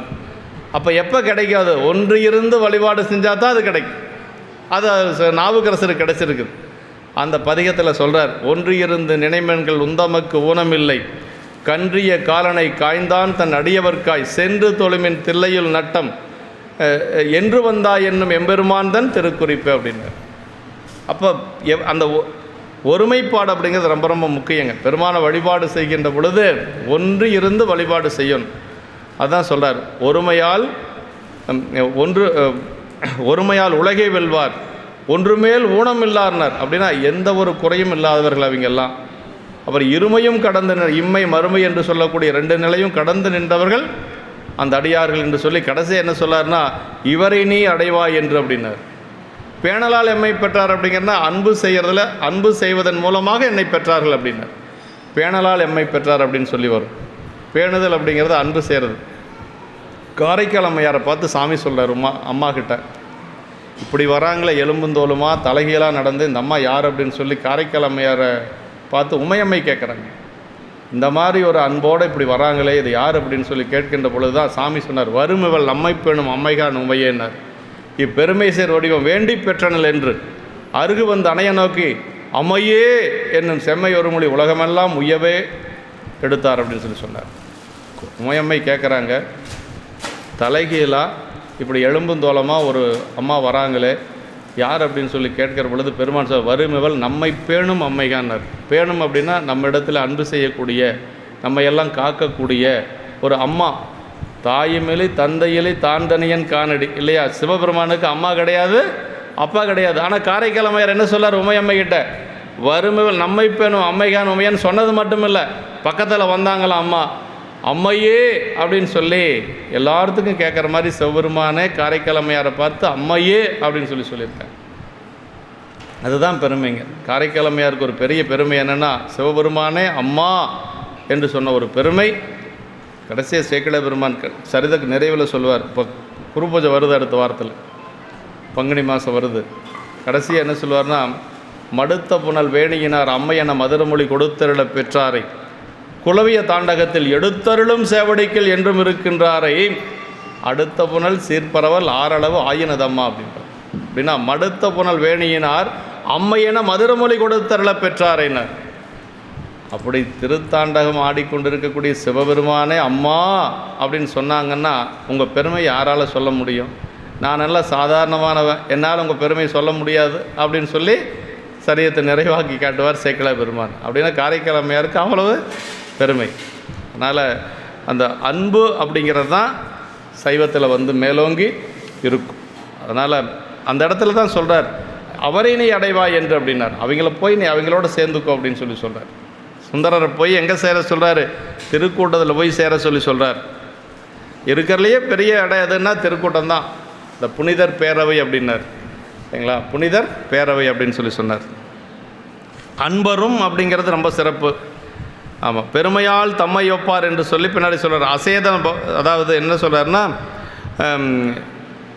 அன்பரையும் போல்வது ஆளுடைய நாயகியின் உள்நெகில் கருணையின் ஒழுக்கமே அன்பர்களை வழிப்படுத்தி சிவபெருமானத்தில் சேர்ப்பதாதலின் அதனை போன்று காவிரியும் வழிபட்டு காட்டி அவரையும் ஒழுக்கும் என்று சொல்லி சொல்கிறார். வம்புலா மலர் அன்றளர்ந்தமையால் மனம் வீசி கொண்டிருக்கும் புது மலர். ஆமாம், மனம் வீசி கொண்டிருக்கக்கூடிய மலரால் பெருமானை அர்ச்சனை செய்வது ஒரு சிறப்பு. வாய்ப்பு இருக்கிறவங்க செய்யலாம். மலர் நீர் மலராலும் நீராலும் என உருவும் என்னுமையும் என்று சொல்லி புண்ணியம் செய்வாருக்கு பூவுண்டு நீர் உண்டு என்று சொல்லி சொல்கிறாருங்க. இது மலர்களை இட்ட நீர் என்றும் அருக்கிய நீர் திருமண நீர்களின் இலக்கணம் என்று சொல்லி சொல்கிறாருங்க. இப்படி வந்து இப்போ வந்து காவிரியை பற்றி சொல்லியிருக்காரு இல்லைங்களா. ஒரு 3 நதியை பற்றி பெரிய புராணத்தில் ரொம்ப பெருமையாக சொல்லப்பட்டிருக்கு. இது காவிரிக்கு சொன்ன ஓமை அடியார சொல்கிறார். பாலாற்றுக்கு ஒரு ஓமை சொல்வார். திருக்குறள் தொண்டையான புராணத்தில் பாலாறு எங்கே இருக்குன்னா வேலூர் பகுதியில் ஓடக்கூடியது பாலாறு. தொண்டை நாட்டில் இப்போ நமக்கு காவிரி எப்படியோ அது மாதிரி தொண்டை நாட்டில் பாலாறு. பாலாற்றில் எப்பொழுதும் தண்ணி ஓடிட்டுருக்காது, அது வறண்டு தான் இருக்கும். மணல் மட்டும்தான் இருக்கும். ஆனால் அந்த வயலில் வேலை செய்யக்கூடிய மல்லர்கள் அப்படின்னு சொல்லி அந்த கூலி தொழிலாளியெல்லாம் இருக்கிறாங்க பாருங்கள். அவங்க போய் தாகம்னா என்ன செய்வாங்களாம், அந்த மணல் அப்படி கையில் வருடுவாங்களாம். அப்படி கையில் வருடுனா என்ன ஆகுமா, அப்படி தண்ணி அப்படியே பீறிட்டு வெளியில் வருமா, மடையை உடைச்சிட்டு போகிற அளவுக்கு வருமா. அது எப்படி இருக்குது அப்படின்னா, ஒரு ஓமை சொல்கிறார் சேக்கிழார் பெருமான். ஒரு குழந்தை, அந்த குழந்தைக்கு வந்து பசியாச்சுன்னா அம்மாவுடைய மடியை போய் தொட்டால் அம்மாவுக்கு பால் சுரக்குமா. எப்பொழுதும் வந்து பால் சுரந்துகிட்டே இருக்காது. அது தாயினுடைய ஒரு இயல்பை சேக்கிழார் பெருமான் அங்கே சொல்கிறாருங்க. அப்படி மடியை போய் தொட்டால் அந்த ஒரு அன்பின் மூலமாக அந்த தாய்க்கு வந்து பால் சுரக்குமா. அது மாதிரி இந்த வேலை செய்யக்கூடிய மல்லர்கள் அந்த மணல் அப்படி வருடுனாங்கன்னா அப்படி தண்ணீர் மடையுடைத்து கொண்டு போகும் அப்படின்னு சொல்லி சொல்கிறார். அந்த பாட்டு, பிள்ளை தைவர பெருகுபால் சொரிமுளை தாய் போல் மல்லர் வேணிலின் மணற்றர் பிசைந்து கை வருட வெள்ள நீர் இருமருங்குகால் வழிமிதந்து ஏறி பல்ல நீர்வயல் உடைப்பது பாலி அப்படின்னு. பாலினா பாலாறு. அப்படி மடையை உடைத்து கொண்டு செல்லக்கூடியது பாலாறு அப்படின்னு சொல்லி பாலாற்றுக்கு ஒரு ஓமை சொல்கிறார். அதே மாதிரி வைகைக்கு ஒரு ஓமை சொல்வார். வைகைக்கு எப்போ ஓமை சொல்கிறாருன்னா, ஞானசம்பந்த பெருமானும் சமணர்களுக்கு அங்கே 3 போட்டி வருது இல்லைங்களா. அனல்வாதம், புனல்வாதம், இப்படியெல்லாம் வருது இல்லைங்களா. அனல்வாதம் என்று சொல்லுவது தீயில நடந்தது. அதாவது 2 பேரும் மந்திரத்தை எழுதி தீயில போடுவது. சமணர்கள் அத்தி நாத்தி அப்படிங்கிறதா அவங்க மந்திரம். அந்த மந்திரத்தை எழுதி போட்டாங்க, ஏடு இருந்த இடமே தெரியல, ஒசுங்கிருச்சு. ஞானசம்பந்தரை சொல்கின்ற பொழுது ஞானசம்பந்த பெருமான் மதுரையம்பதியில் இருந்து கொண்டு திருநள்ளாற்று பதிகத்தை எழுதி போடுறார். போகமார்த்த பூன்முளையால் தம்மோடும் பொன்னகலம் ஆகமார்த்த தோளுடையன் அந்த திருநள்ளாற்று பதிகத்தை போடுறார். திருநள்ளாற்று பதிகத்தை போடுற பொழுது போட்ட ஏடு அப்படியே பச்சையாக இருக்குது. தீயில போட்ட ஏடு பச்சையாக இருக்குது. அதுலேயே அவங்க தோத்துடுறாங்க. அடுத்த இது என்னென்னா புனல்வாதம் என்று சொல்லி மந்திரத்தை எழுதி ஆற்றுல அப்படி தண்ணி வேகமாக வருகின்ற பொழுது ஆற்றுல போடுறது. அப்படி ஆற்றுல போடுற பொழுது அந்த தண்ணியில் வந்து எதிர்த்து போனால் அது வந்து வெற்றி பெற்றது. அந்த தண்ணி போகிற திசையிலேயே போனால் தோற்று போனது. முதல்ல சமணர்கள் போடுறாங்க, தண்ணியை விட வேகமாக போயிடுச்சாம்மா. அவை போட்ட அந்த மந்திர ஏடு தண்ணியை விட வேகமாக போயிடுச்சு. சரி, ஞானசம்பந்த பெருமான் அப்போ தான் வாழ்க அந்தனர் வானவராணினம் என்று சொல்லக்கூடிய பாசுரத்தை எழுதி போடுறார். 12 பாட்டுங்க. எல்லா பதிகம் 11 பாட்டு தான் இருக்கும் இல்லையா ஞானசம்பந்தர். அது ஒன்று மட்டும் 12 பாட்டு இருக்கும். ஒரு சிலது இருக்கும், அது ரொம்ப முக்கிய 12 பாட்டு இருக்கும். அந்த பதிகத்தை எழுதி போட்ட உடனேயே அப்படி தண்ணியை எதிர்த்து போச்சு. தண்ணி எதிர்த்து எங்கே போச்சு? ஏடகம் போய் சேர்ந்தது. ஏடகம் போய் ஏடகங்கிற பெயரே வந்து ஏடு போய் சேர்ந்ததுனால அதுக்கு பேர் ஏடகம். அதை கண்டுபிடிக்க முடியல. குலச்சிறை நாயனார் குதிரையில் போய் அந்த பதிகத்தை எடுத்தாருன்னு சொல்லி புராணத்தில் வருது. அப்போ வந்து காவிரி போன அந்த வைகை ஆறு போன வேகம் இருக்குது பாருங்கள், அந்த வேகத்துக்கு ஒரு ஓமை சொல்கிறார் சேக்கிழார் பெருமான். என்ன ஓமை சொல்கிறாருன்னா, ஒரு கணவன் மனைவி இருக்கிறாங்களாம். உலகில் ஓமை. ஒரு கணவன் மனைவி இருக்கிறாங்க. கணவன் வந்து வியாபார நிமித்தமாக வெளியூர் போகிறான், பொருள் தேடுவதற்காக. அந்த காலத்தில் அப்படியெல்லாம் போவாங்க. இதெல்லாம் அகநானூர் புறநானூரில் எல்லாம் இருக்குது. சேக்கிழார் பெருமான் பெரிய புராணத்தில் இந்த இடத்துல சொல்லியிருக்கிறார். அதனால தான் நம்ம சொல்கிறோம். அப்படி கணவன் வெளியூர் சென்றிருக்கிற பொழுது அந்த பெண் வந்து மழைக்காலம் வருதான். மழைக்காலம் வருகின்ற பொழுது அந்த பெண் வந்து தனியாக இருக்கிறதுனால கணவன் இப்போ கூட இருந்தால் பரவாயில்லைன்னு நினைக்கிறாளாம். அந்த பெண்ணுடைய ஒரு வேகம் இருக்குது பாருங்கள், மனதனுடைய வேகம்.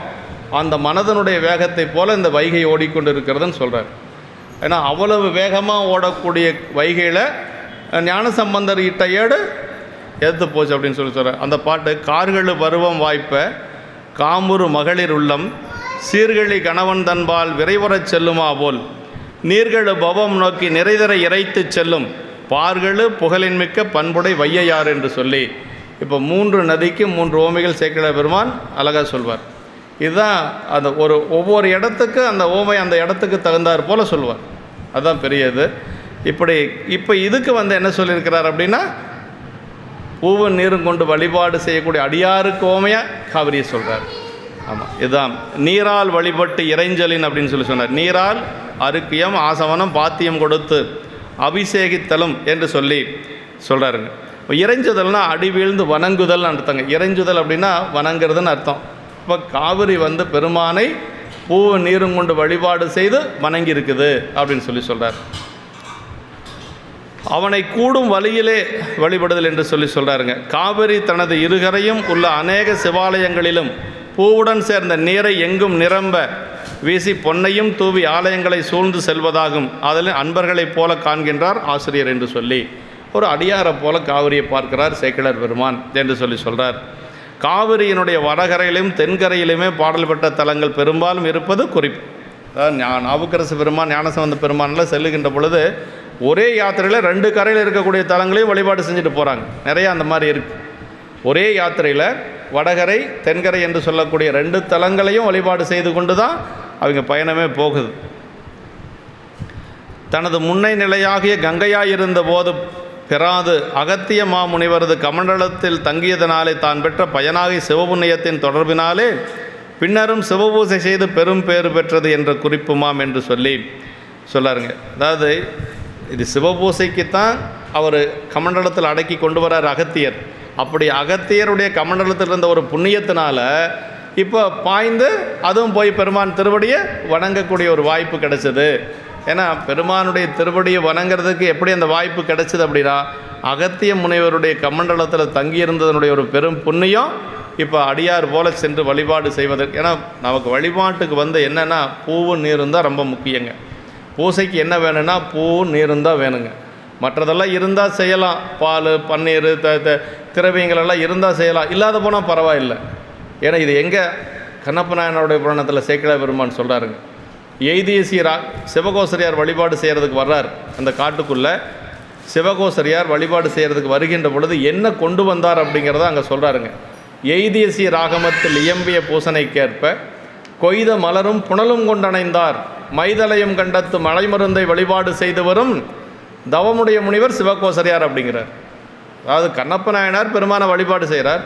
அதற்கு முன்னாடி சிவகோசரியார் அங்கே வழிபாடு செஞ்சிட்ருக்கிறார். அவர் எப்படி வழிபாடு செய்கிறார்? ஆகம முறைப்படி வழிபாடு செஞ்சார். அப்போ ஆகமத்தில் என்ன சொல்லப்பட்டிருக்குது அப்படின்னா பூவும் நீரும் தான் சொல்லப்பட்டிருக்கு. அதான் சொல்கிறார், எய்திய ஆகமத்தில் இயம்பிய பூசனைக்கேற்ப கொய்த மலரும் புனலும் கொண்டடைந்தார் என்று சொல்லி சேக்கிழார் பெருமான் அங்கே. அப்போ பூசைக்கு என்ன வேணும் அப்படின்னா நீரும் பூவும் தான் வேணுங்க. உலகத்திலேயே மிகப்பெரிய ஒரு தவம் என்ன அப்படின்னா பூஜை பண்ணுறது தான் தவங்க. அதுக்கு மேலே ஒரு தவம் எதுவுமே கிடையாது. நீங்கள் கண்ணை மூடி காட்டில் போய் உட்காந்து எல்லா குடும்பத்தையெல்லாம் விட்டுட்டு போய் அங்கே தவம் இருக்கிறத காட்டிலும் சிறந்தது என்னென்னா தினசரி பூவு நீரும் கொண்டு பெருமானை அர்ச்சிப்பது தான் தவம். அதுக்கு மேலே தவமே கிடையாது. உமையம்மையே செஞ்சுருக்கிறாங்களே நமக்கு, அதுக்கு மேலே என்ன ஆதாரம் வேணும்? உமையம்மை ஆகமங்களை கேட்டாங்க. எங்கே? கைலாயத்தில் கேட்டாங்க. எண்ணில் ஆகமும் இயம்பை இறைவர் தாம் விரும்பும் உண்மையாவது பூசனை என உரைத்தருள அன்னாளாரை அர்ச்சனை செய்து ஆதரித்தால் பெண்ணின் நல்லவளாயின பெருந்தவ கொழுந்தனர். இந்த உமையம்மை ஆகமங்களை எல்லாம் கேட்டாங்க. கேட்ட உடனே அவங்களுக்கு என்னாச்சு, மனசில் சாமியை பூசை பண்ணணும்னு ஆசை வந்தது. அப்போ ஆகமங்களை கேட்டால் என்ன வரும்? பூசை பண்ணணுங்கிற ஆசை வரும். ஆமாம், பெருமான் மேலே அன்பு வரும். அப்போ ஆகம முறைப்படி என்ன சொல்லப்பட்டிருக்குது அப்படின்னா, இறைவனை பூசிப்பது தான் சொல்லப்பட்டிருக்கு, வேற ஒன்றும் கிடையாது. சடங்குகளுக்கு முக்கியத்துவம் கொடுக்கணுங்கிற அவசியம் இல்லைங்க. பூசைக்கு தான் முக்கியத்துவம் கொடுக்கணுங்க. பூசை எப்படி வேணாலும் பண்ணலாம், பூவு நீரை வச்சு எளிமையாக பண்ணலாம். இல்லை எல்லா மந்திரம் சொல்லித்தான் நான் பண்ணுவேன், எனக்கு வேறு வேலை இல்லை, இதுதான் வேலை அப்படின்னா மணிக்கணக்கில் நம்ம பண்ணிகிட்டே இருக்கலாம். திருநெல்வேலி பக்கமெல்லாம் எப்படின்னா, காலையில் சாப்பிட மாட்டாங்க. அவங்க என்ன பண்ணுவாங்கன்னா, ஒரு 9 மணிக்கு எடுத்து வைப்பாங்க, 8 மணிக்கு எடுத்து வைப்பாங்க. 8 மணிக்கு எடுத்து வச்சாங்கன்னா 11:30 வரைக்கும் பூஜை பண்ணுவாங்க. 11:30 வரைக்கும் பூஜை பண்ணிவிட்டு நேரடியாக மத்தியானம் சாப்பாட்டுக்கு போயிடுவாங்க. பேசுவேன் நான், நிறையா அங்கே நண்பர்கள் இருக்கிறாங்க. ஐயா என்ன இப்போ தான் பூசை முடிஞ்சு உணவு ஆச்சு அப்படின்பாங்க. எப்போ? 12 மணிக்கு சொல்லுவாங்க. அப்படின்னா அப்படியும் பண்ணலாம், 20 நிமிஷம் 1/4 மணி நேரத்துலையும் பூஜை பண்ணலாம். இப்போ நம்மளாம் தொழிலில் இருக்கக்கூடியவங்க, நம்ம உட்காந்துட்டு பண்ணிகிட்டே இருந்தோன்னு வச்சுக்கங்களேன், வேறு தொழிலை பார்க்க முடியாது. இன்னொன்று என்னென்னா, நீண்ட நேரம் உட்கார்ந்து பூசையில் நமக்கு அந்த மனசு ஒருமுகப்படுத்த முடியாதுங்க. அதாவது நீயும் நானுமாய் ஏக போகமாய் அப்படிங்கிறதா சிவபூஜை. சும்மா எல்லாரும் பண்ணுறாங்கன்ட்டு எடுத்து வச்சு அப்படி எல்லாம் பண்ணிகிட்ருக்கிறதுக்கு பேர் இல்லை. சாமியோடு நம்ம எவ்வளோ நேரம் இருக்கிறோம் அப்படிங்கிறது தான் முக்கியங்க.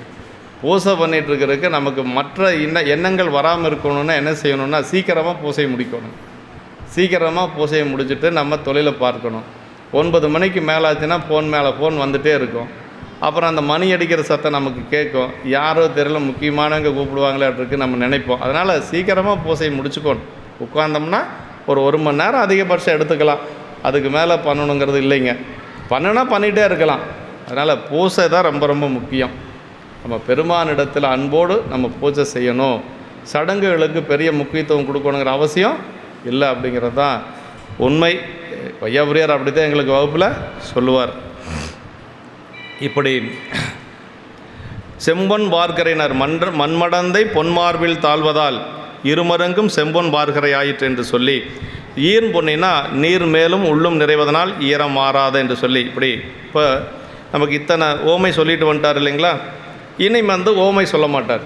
ஏன் அப்படி சொல்ல மாட்டார் அப்படின்னா, இப்போ முதல்ல என்ன சொன்னார், அதாவது ஒரு நிலமகளுக்கு மார்பில் ஒரு முத்து மாலை எப்படி இருக்குதோ அது மாதிரி காவிரி இந்த நிலத்தில் ஓடுகின்ற காட்சி அப்படி இருக்குதுன்னு சொல்லி சொன்னார். அதற்கடுத்து என்ன சொன்னார், ஒரு செவிடித்தாய் போல் அப்படின்னு சொல்லி சொன்னார். அதற்கடுத்தது பிரம்மனை போல் அப்படின்னாரு. அதற்கடுத்தது கங்கையை போல் அப்படின்னாரு. அப்புறம் உமையம்மையனுடைய கருணை ஒழுக்கம் போல் அப்படின்னு சொல்லி சொன்னார். கடைசியாக இப்போ என்ன சொல்லியிருக்காரு, ஒரு அடியாரை போல, பூவும் நீரும் கொண்டு வழிபாடு செய்யக்கூடிய ஒரு அடியாரை போல். அடியாருக்கு மேலே ஒரு உமை கிடையாது, அதனால் அதுக்கு மேலே சொல்கிறது இல்லை. இப்போ இந்த காவிரி அப்படியே எப்படியே அப்படி போயிட்டுருக்கிற காட்சியை மட்டும்தான் நீ மேலே சொல்ல போகிறார். ஓமை இதோட முடிஞ்சது. இதுக்கு மேலே ஓமை சொல்ல முடியாதுங்க. ஏன் சொல்ல முடியாது, பல இடங்களில் இப்படி இருக்குது.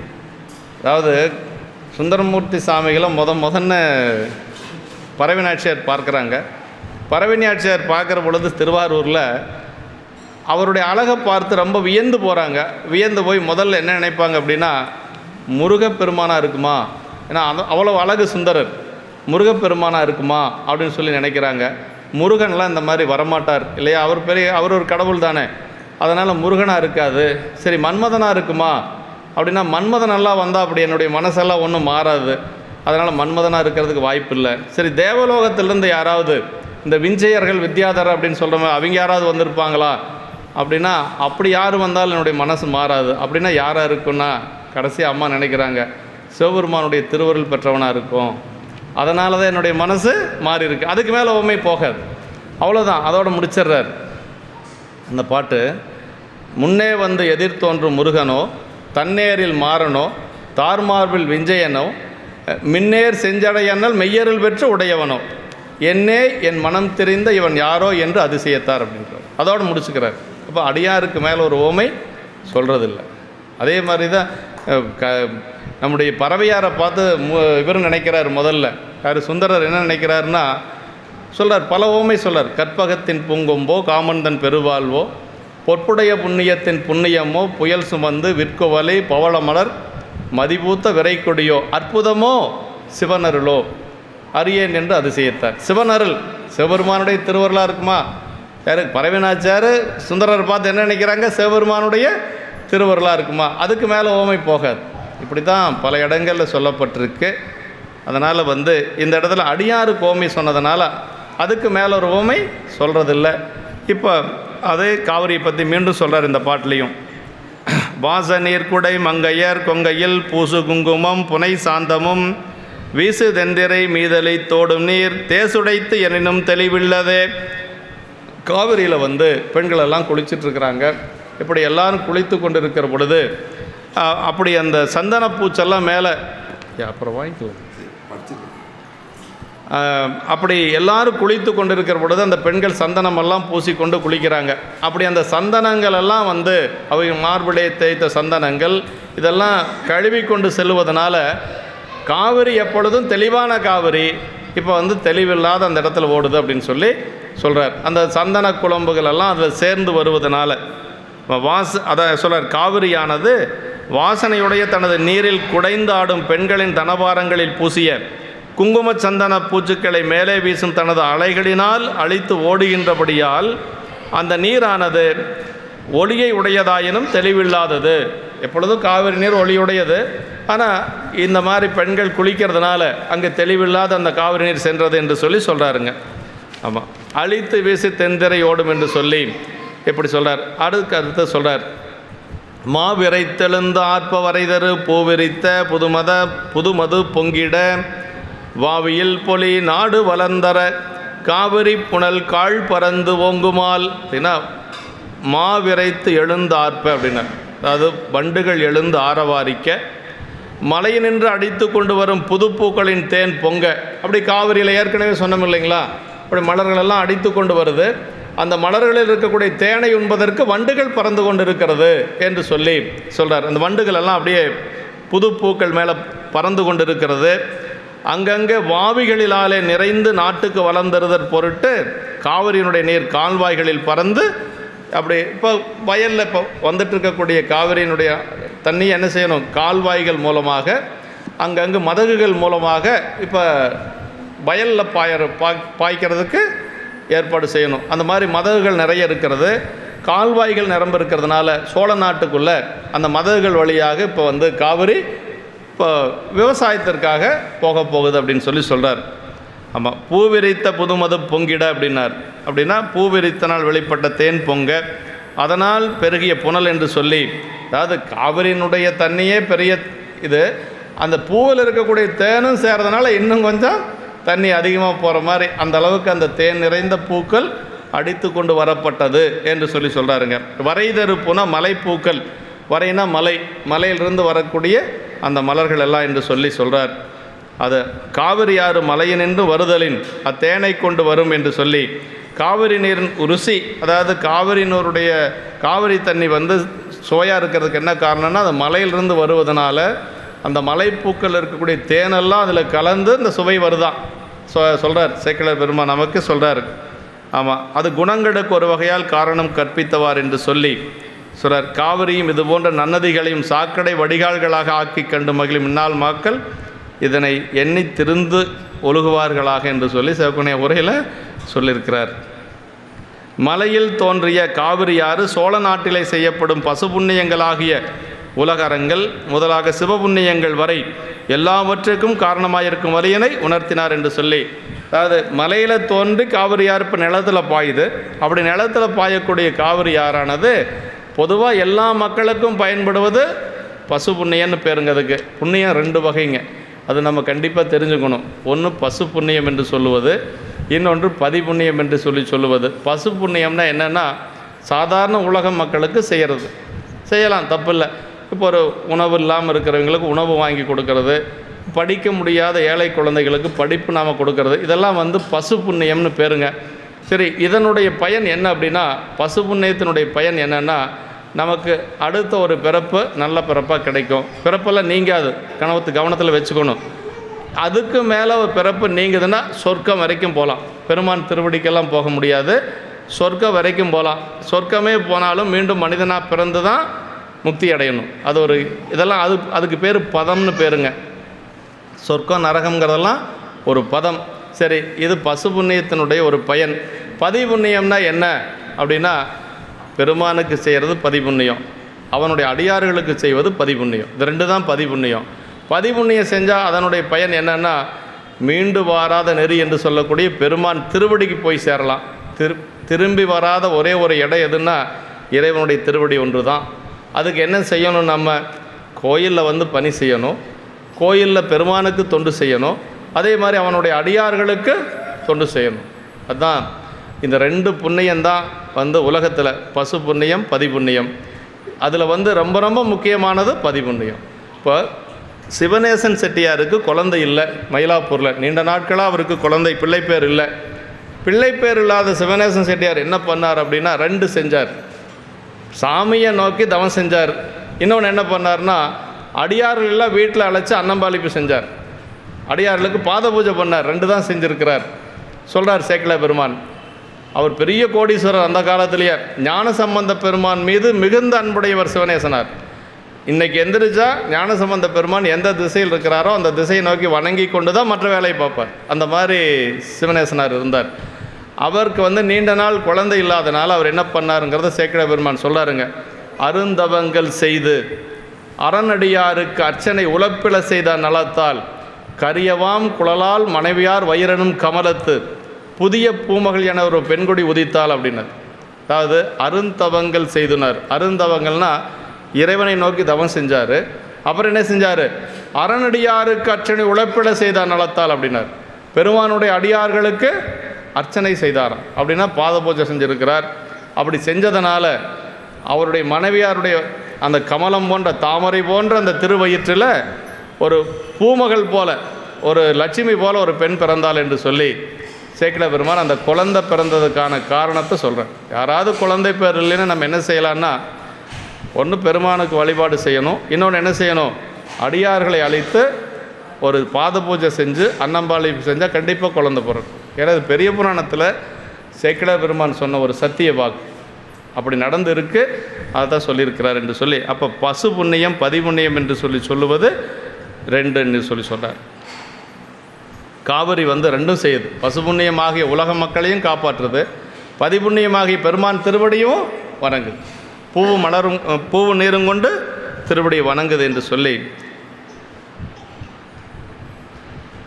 இப்போது 9 பாட்டு பார்த்துருக்குறோமா? சரி, அடுத்தது புது வெள்ளம் அப்படிங்கிறது தான்.